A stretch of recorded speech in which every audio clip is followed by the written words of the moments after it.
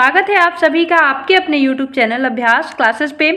हम देख रहे थे प्रीवियस ईयर सीजीएल का पेपर। तो आज 2022 का ये पेपर है जो कि 6 दिसंबर का है। 6 दिसंबर 2022 के सीजीएल का पेपर है जिसके हम ऑल शिफ्ट के जीके के क्वेश्चन को आज डिस्कस करेंगे। तो देखते हैं, ये 2 पार्ट में वीडियो आएगी, इससे 50-50 क्वेश्चन हम करके कवर करेंगे। तो इससे पहले 1 दिसंबर से लेकर के पूरे 5 दिसंबर तक के जो पेपर थे प्रीवियस ईयर के, उसे मैंने अपलोड कर दिया है 2022 के। तो उसे जाके आप ज़रूर चेक कर लीजिएगा, आपके लिए बहुत ज़्यादा हेल्पफुल होगा ये, क्योंकि जो एसएससी के पेपर होते हैं उसके जो क्वेश्चंस होते हैं वो रिपीट होते हैं। तो इसलिए ये हमारे लिए बहुत ज़्यादा हेल्पफुल होगा और बहुत ही इंपॉर्टेंट है। तो स्टार्ट करते हैं और इसे लास्ट तक आप ज़रूर देखिएगा। तो आइए स्टार्ट करते हैं और पहले क्वेश्चन से हम फटाफट इन सबको देख लेते हैं। तो पहला क्वेश्चन क्या है हमारा, निम्नलिखित में से कौन सी राष्ट्रीय आय की विशेषता नहीं है? तो इसका सही आंसर क्या होगा, यह केवल मध्यवर्ती वस्तुओं में शामिल है, यह राष्ट्रीय आय की विशेषता नहीं होती है। तो राष्ट्रीय आय की विशेषता क्या क्या है? इसे हमेशा वित्तीय वर्ष के संदर्भ में व्यक्त किया जाता है, यह एक प्रवाह अवधारणा है, यह एक समष्टि अर्थशास्त्र अवधारणा है। तो ये सारे कथन सही हैं, किसके लिए? राष्ट्रीय आय के लिए, लेकिन यह केवल मध्यवर्ती वस्तुओं में शामिल है, ये कथन सही नहीं है।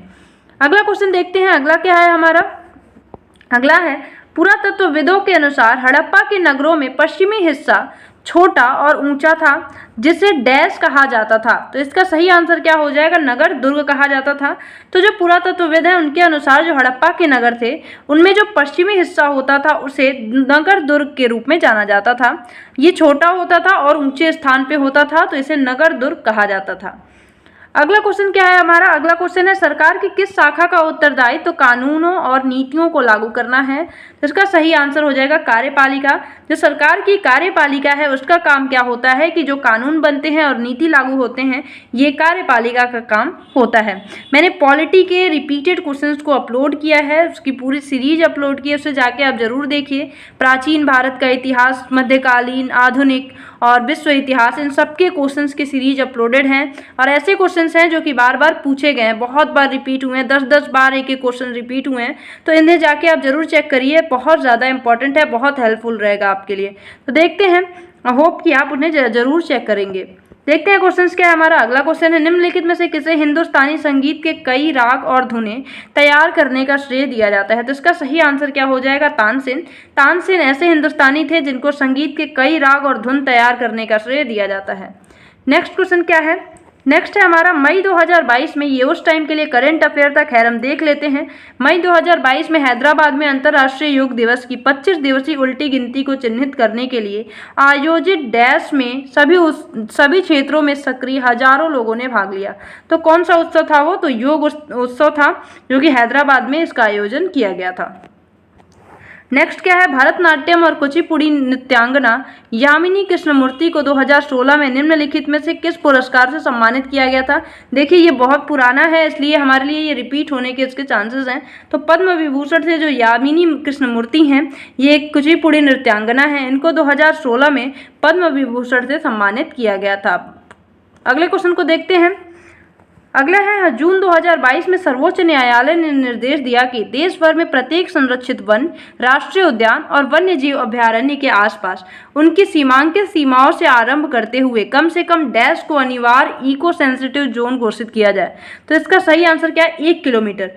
क्या कहा सुप्रीम कोर्ट ने? सुप्रीम कोर्ट ने ये कहा कि जितने भी संरक्षित वन है, राष्ट्रीय उद्यान है, वन्य जीव अभयारण्य हैं, उनके आसपास की जो सीमांकित उनकी जो सीमाएं हैं उनको क्या किया जाए, उनके कम से कम 1 किलोमीटर के आसपास के एरिया को इको सेंसिटिव जोन घोषित कर दिया जाए।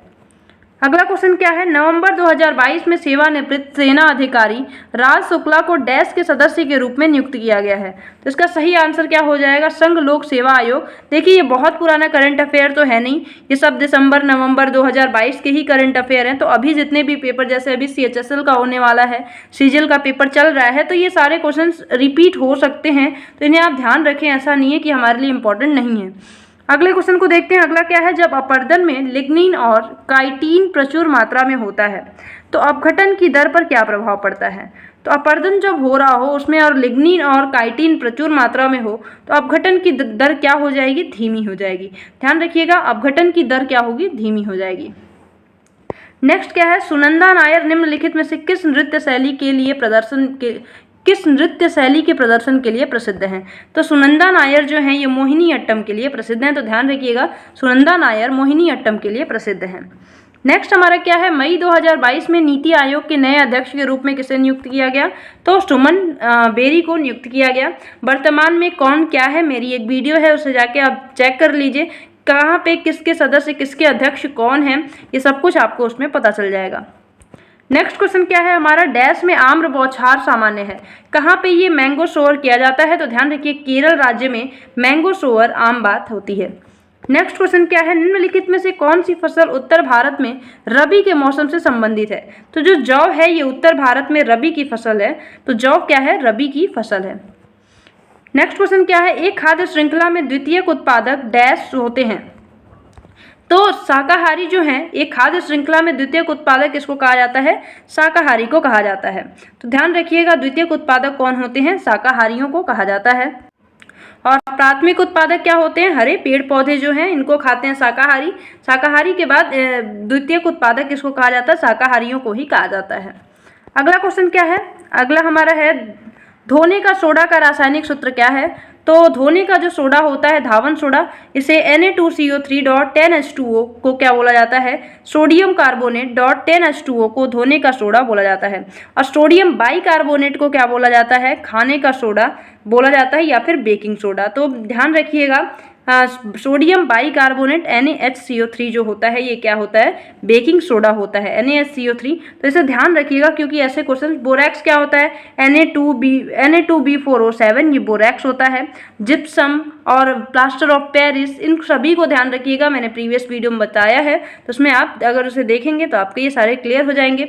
और खैर मैं सोच रही हूँ कि इसके अलग से वीडियो जितने भी फॉर्मूले होते हैं जो इंपॉर्टेंट होते हैं उनको ले आऊँ ताकि ये एक ही वीडियो में, छोटी सी वीडियो में क्लियर हो जाए। आइए देखते हैं अगला क्वेश्चन, निम्नलिखित में से क्या एक चालक नहीं है? इसका सही आंसर क्या हो जाएगा? कठोर रबर। कठोर रबर जो है ये एक चालक नहीं है। बाकी आप देख सकते हैं चांदी, निकल, तांबा ये सभी धातुएं हैं और धातुएं अच्छी चालक होती हैं। नेक्स्ट क्वेश्चन क्या है, वर्नाक्युलर प्रेस एक्ट किस वर्ष लागू किया गया? तो वर्नाक्युलर प्रेस एक्ट जो था 1878 में लागू किया गया था। इसको क्यों लागू किया? तो प्रेस की स्वतंत्रता को एक तरह से इसमें छीना गया था। नेक्स्ट क्वेश्चन क्या है, निम्नलिखित में से कौन उरइयार के चोलों के प्राचीन मुखिया परिवार से संबंधित था जिसने 9वीं सदी के मध्य में मुट्टरियार को हटाकर कावेरी डेल्टा पर कब्जा जमाया? तो जो विजययालय थे, विजययालय ये चोलों के प्राचीन मुखिया परिवार से संबंधित थे। नेक्स्ट क्वेश्चन क्या है, रानी कर्णनायक जिन्हें 2014 में पद्मश्री से सम्मानित किया गया था एक डैश नर्तकी थी? तो जो रानी कर्णनायक थी ये कथक से संबंधित थी जिन्हें 2014 में पद्मश्री से सम्मानित किया गया था। नेक्स्ट क्वेश्चन क्या है हमारा, नेक्स्ट देख लेते हैं। तो नेक्स्ट क्वेश्चन है हमारा, सरोजनी नायडू डैश में भारतीय राष्ट्रीय कांग्रेस की पहली महिला अध्यक्ष चुनी गई थी? तो जो कानपुर अधिवेशन हुआ, कानपुर में के अधिवेशन में सरोजनी नायडू जी भारतीय राष्ट्रीय कांग्रेस की पहली महिला अध्यक्ष चुनी गई थी। भारतीय राष्ट्रीय कांग्रेस की स्थापना 1885 ईस्वी में हुई थी, ये भी ध्यान रखिएगा। और इसकी अगर बात करें तो ए हो ह्यूम नाम के व्यक्ति द्वारा इसकी स्थापना की गई थी। नेक्स्ट क्वेश्चन देखते हैं, भारतीय संविधान का अनुच्छेद 19 कितने प्रकार की स्वतंत्रता प्रदान करता है? तो जो हमारा आर्टिकल 19 है वो 6 प्रकार की स्वतंत्रता प्रदान करता है। तो आइए अगले क्वेश्चन को देखते हैं। क्योंकि ये जो मैंने पॉलिटी की सीरीज अपलोड की है उसमें आपको ये सारी चीज़ें मिल जाएंगी, तो अभी हम फटाफट क्वेश्चंस को डिस्कस करते हैं। अगला क्वेश्चन है, अपने आसपास के क्षेत्र से अधिक ऊपर उठी हुई उभरी एवं सपाट भूमि क्या कहलाती है? तो अपने आसपास के क्षेत्र से जो अधिक उठी हुई भूमि होती है एवं सपाट भूमि, इसे क्या कहते हैं? पठार के नाम से जानी जाती है। तो पठार जैसे कि ऊंचाई पे होता है और उसकी जो ऊपरी सतह होती है वो क्या होती है? फ्लैट होती है, तो इसे ही पठार कहा जाता है।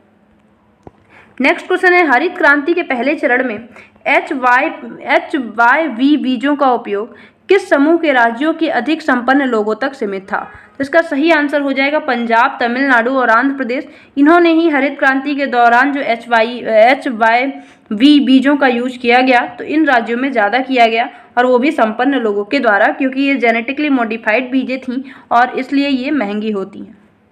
नेक्स्ट क्वेश्चन क्या है, एक बैडमिंटन खिलाड़ी को खेल के दौरान किया गया काला कार्ड क्या इंगित करता है? तो एक बैडमिंटन खिलाड़ी को खेल के दौरान दिया गया काला कार्ड क्या इंगित करता है? तो अयोग्यता। अगर किसी बैडमिंटन के खिलाड़ी को खेल के दौरान काला कार्ड दे दिया जाता है तो उसे अयोग्य घोषित कर दिया जाता है। नेक्स्ट क्या है? 2011 की जनगणना के अनुसार बाल लिंगानुपात प्रति 1000 पुरुषों पर कितनी महिलाएं थीं? तो ध्यान रखिए, जो बाल लिंगानुपात है 2011 के अनुसार, तो 1000 पुरुष पे 919 लड़कियां थीं। तो बाल लिंगानुपात है मतलब कि 1000 जो बेबी बॉय थे उनमें 919 बेबी गर्ल का जन्म हुआ। तो ये सारे क्या हैं? 2011 की जनगणना के अनुसार है। तो ये हमारे फर्स्ट शिफ्ट के 25 क्वेश्चन हो चुके हैं। अब हम देखेंगे अपने सेकेंड शिफ्ट के क्वेश्चंस को। तो आइए देखते हैं सेकेंड शिफ्ट के क्वेश्चंस को। तो इसमें हमारा पहला क्वेश्चन क्या है? 1867 में बम्बई में स्थापित जातिगत प्रतिबंधों को हटाने, बाल विवाह को समाप्त करने और महिलाओं की शिक्षा को प्रोत्साहित करने आदि की मांग की गई। तो किस संस्था के द्वारा की गई? तो ध्यान रखिएगा, प्रार्थना समाज के जो संस्था थी इसके द्वारा 1867 में बम्बई में इसको स्थापित किया गया था। इसने मेनली जो जातिगत प्रतिबंध थे उनको हटाने की मांग की, बाल विवाह को समाप्त करने की मांग की और महिलाओं की शिक्षा को बढ़ावा देने की बात की थी। तो प्रार्थना समाज इसका सही आंसर हो जाएगा। नेक्स्ट क्वेश्चन क्या है? सुंदरम बालाचंदर निम्नलिखित में से किस वाद्य यंत्र के मुख्य वादक रहे हैं? तो सुंदरम बालाचंद्रन जो थे ये वीणा के एक प्रमुख वादक रहे हैं। हमारा अगला क्वेश्चन क्या है? अगला है तमिल समुदाय द्वारा मनाया जाने वाला एक हिंदू त्यौहार जो तमिल सौर माह में पड़ता है क्या कहलाता है? तो इसका सही आंसर क्या होगा? थाईपुसम नाम का जो त्यौहार है ये तमिल में मनाया जाता है, तमिल समुदाय के द्वारा मनाया जाता है। नेक्स्ट क्वेश्चन हमारा क्या है? नेक्स्ट हमारा the appointment committee of cabinet extended the tenure of current research and analysis wing chief for another year till June 30, 2023 तक। Who is the current chief? तो इस टाइम करंट चीफ कौन है? तो समंत कुमार गोयल इस टाइम रॉ के क्या है? करंट चीफ है। नेक्स्ट क्वेश्चन क्या है हमारा? सिखों का प्रसिद्ध त्यौहार बैसाखी हर साल किस महीने में मनाया जाता है? तो जो बैसाखी त्यौहार है ये अप्रैल के महीने में मनाया जाता है। अगला क्या है हमारा? किसी भौतिक राशि के अंकीय मान को क्या कहते हैं? तो किसी भी भौतिक राशि के अंकीय मान को परिमाण कहा जाता है। नेक्स्ट हमारा क्वेश्चन क्या है? भारतीय सुदूर संवेदन संस्थान तो की स्थापना कहाँ हुई है? तो इसकी स्थापना कहाँ हुई है? देहरादून में हुई है। कहाँ हुई है? Dehradun. Indian institute of remote sensing, इसकी स्थापना कहाँ हुई है? देहरादून में हुई है। नेक्स्ट हमारा क्या है? नेक्स्ट क्वेश्चन क्या है? The real executive power is vested in the Council of Ministers with the dash is its head। तो कौन होते हैं हेड? तो प्राइम मिनिस्टर। तो इसका सही आंसर क्या होगा? Prime minister. नेक्स्ट क्वेश्चन क्या है? 2022 में किस गायक को कला श्रेणी के तहत पद्मश्री से सम्मानित किया गया? तो 2022 में सोनू निगम जो हैं इनको कला श्रेणी के तहत पद्मश्री से सम्मानित किया गया। नेक्स्ट क्या है? 1840 में जाति उन्मूलन के लिए कार्य करने के लिए डैश में परमहंस मंडली की स्थापना की गई। कहाँ पे की गई? परमहंस मंडली, रामकृष्ण परमहंस के द्वारा परमहंस मंडली जो थी इनकी स्थापना बॉम्बे में की गई थी। इसका मुख्य कार्य क्या था? तो जाति भेदभाव था उसको खत्म करना था। नेक्स्ट हमारा क्या है? चोल अभिलेखों में भूमि की विभिन्न कोटियों का उल्लेख मिलता है। निम्नलिखित में से कौन सी भूमि मंदिर को उपहार में दी गई भूमि के रूप में जानी जाती है? ये इंपॉर्टेंट है, बहुत बार रिपीट हुआ है। तो देवदान, जो मंदिरों के लिए भूमि दान की जाती थी, चोल अभिलेखों में ऐसा कहा गया है, उसे देवदान के नाम से जानते थे। नेक्स्ट हमारा क्या है? मार्च 2022 में, ये उस टाइम के लिए करंट अफेयर है बट इतना भी पुराना नहीं है इसलिए ये रिपीट हो सकते हैं। तो मार्च 2022 में त्रिपुरा सरकार ने सरकारी नौकरियों में महिलाओं के लिए डैश आरक्षण की घोषणा की। तो कितने प्रतिशत? तो 33% आरक्षण की घोषणा की गई है त्रिपुरा सरकार के द्वारा नौकरियों में। किसके लिए? महिलाओं के लिए। तो त्रिपुरा सरकार द्वारा 2022 में महिलाओं की नौकरियों में 33% आरक्षण घोषित कर दिया गया है। नेक्स्ट क्वेश्चन क्या है, भारतीय अर्थव्यवस्था के संदर्भ में योजना बनाने के लक्ष्य के रूप में आधुनिकीकरण का उद्देश्य डैश नहीं था। तो इसका क्या उद्देश्य नहीं था, तो इसका सही आंसर हो जाएगा पश्चिमी जीवन शैली अपनाना। ये कहीं भी भारतीय अर्थव्यवस्था में योजना बनाने के लक्ष्य रूप में आधुनिकीकरण का उद्देश्य नहीं था। हमारे आधुनिकीकरण का उद्देश्य ये नहीं था कि हम पश्चिमी जीवन शैली को अपना लें, लेकिन आजकल हम ऐसा ही कर रहे हैं। नेक्स्ट क्वेश्चन क्या है, फुटबॉल में जब गेंद गोल के फ्रेम या रेफरी से टकराती है और गोल और टच लाइन के भीतर रहती है तो इसे क्या कहा जाता है, तो इसे स्टिल इन प्ले कहा जाता है। स्टिल इन प्ले कहा जाता है। ये जो सिचुएशन होती है इसे स्टिल इन प्ले के नाम से जानते हैं। नेक्स्ट क्या है, कितने भारतीय राज्य बांग्लादेश के साथ अपनी सीमा साझा करते हैं, तो ध्यान रखिए 5 भारतीय राज्य हैं जो कि बांग्लादेश के साथ अपनी सीमा साझा करते हैं। तो आप अब इसे मैप में देख के जरूर बताइएगा कि कौन कौन से वो 5 राज्य हैं।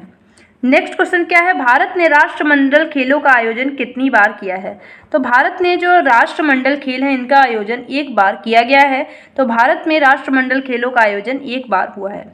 अगला क्वेश्चन क्या है, 10 अप्रैल 2022 तक प्राप्त जानकारी के अनुसार निम्नलिखित में से कौन पुडुचेरी के मुख्यमंत्री हैं, तो ये डाटा अप्रैल का है, तो ध्यान रखिएगा एन रंगासामी।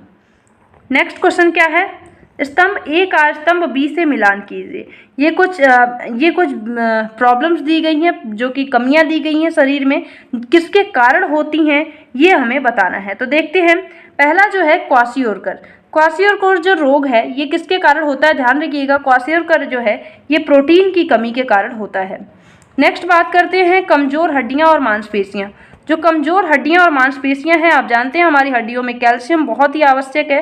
तो अगर कैल्शियम की कमी हो जाती है तो हमारी हड्डियां जो है वो कमज़ोर हो जाती हैं। रक्त अल्पता जो रोग है ये किसकी वजह से होता है, तो ध्यान रखिएगा आयरन की कमी से। आयरन जो है हमारे ब्लड का मुख्य भाग है।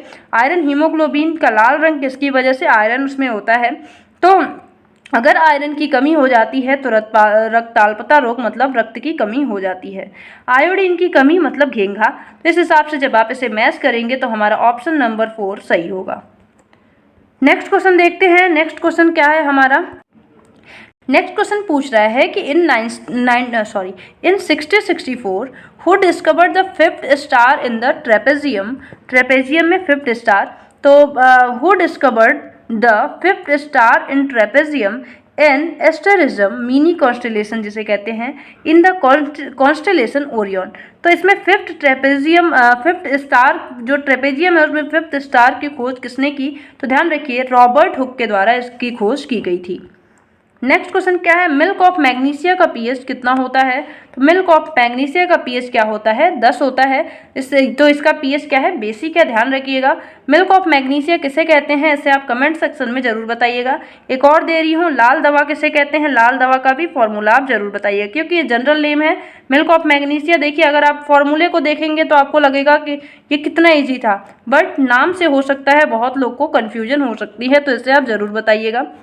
अगला क्वेश्चन क्या है, गहरे रंग का एक आकार विहीन पदार्थ है जो माइक्रोबियल क्रिया के लिए अत्यधिक प्रतिरोधी होता है और अत्यंत धीमी गति से अपघटन से गुजरता है। तो इसका सही आंसर क्या हो जाएगा, ह्यूमस। जो ह्यूमस है ये गहरे रंग का एक आकार विहीन पदार्थ होता है जो माइक्रोबियल क्रिया के लिए अत्यधिक प्रतिरोधी होता है और अत्यंत धीमी गति से अपघटन से गुजरता है। ह्यूमस जो है ये बहुत ही इंपॉर्टेंट पदार्थ है और ह्यूमस जहाँ भी पाया जाता है, जो पृथ्वी की ऊपरी सतह है उसमें ह्यूमस अगर पाया जाता है तो पेड़ पौधे अच्छे से ग्रो कर पाते हैं। नेक्स्ट क्या है, अगर 2022 में राष्ट्रपति द्रौपदी मुर्मू द्वारा केंद्रीय सतर्कता आयोग के रूप में किसे शपथ दिलाई गई, तो इसका सही आंसर क्या हो जाएगा, सुरेश एन पटेल जो थे इनको द्रौपदी मुर्मू जी के द्वारा केंद्रीय सतर्कता आयुक्त के रूप में शपथ दिलाई गई। नेक्स्ट क्वेश्चन क्या है, वस्तु और सेवा कर जीएसटी कब लागू हुआ। देखिए कितना इजी क्वेश्चन पूछा गया है, तो अगर हम थोड़ा भी, लेकिन इसमें भी कंफ्यूजन हो जाता है हमें, तो अगर हम अच्छे से नहीं ध्यान देंगे तो इतनी इजी क्वेश्चंस भी छूट जाते हैं। ध्यान रखिएगा 1 जुलाई 2017 को जीएसटी जो है उसे लागू किया गया। नेक्स्ट हमारा पल्लवों के शिलालेखों में निम्नलिखित में से किसे व्यापारियों के संगठन के रूप में जाना जाता है। तो जो पल्लव के शिलालेख हैं उसमें व्यापारियों के संगठन के रूप में नगरम को जाना जाता है। जो नगरम संगठन है इसे व्यापारियों के संगठन के रूप में बताया गया है। लास्ट क्वेश्चन है हमारा, what is the average height of troposphere. तो ट्रोपोस्फीयर की एवरेज हाइट कितनी है? तो 13 किलोमीटर है। तो ध्यान रखिएगा ट्रोपोस्फीयर जो है इसका एवरेज हाइट कितना है? 13 किलोमीटर। तो ये हमने सीजीएल के 6 दिसंबर 2022 के फर्स्ट और सेकंड शिफ्ट के जीके के क्वेश्चंस को डिस्कस कर लिया है। अब हम थर्ड और फोर्थ शिफ्ट के जो जीके के क्वेश्चन हैं उनको नेक्स्ट वीडियो में कवर करेंगे। उम्मीद करती हूँ ये वीडियो आपको पसंद आई। ऐसे ही सभी पेपर्स जितने भी होंगे सबके पेपर्स हम आपके सामने लेके आएंगे और बहुत सारे क्वेश्चंस आपको रिपीटेड क्वेश्चंस इस चैनल पे मिलेंगे जो कि आपके लिए बहुत ही ज़्यादा हेल्पफुल होंगे। तो इसलिए इस चैनल को सब्सक्राइब जरूर कर लीजिएगा। तो मिलते हैं अगली वीडियो में, तब तक के लिए bye bye, have a nice day, thank you so much.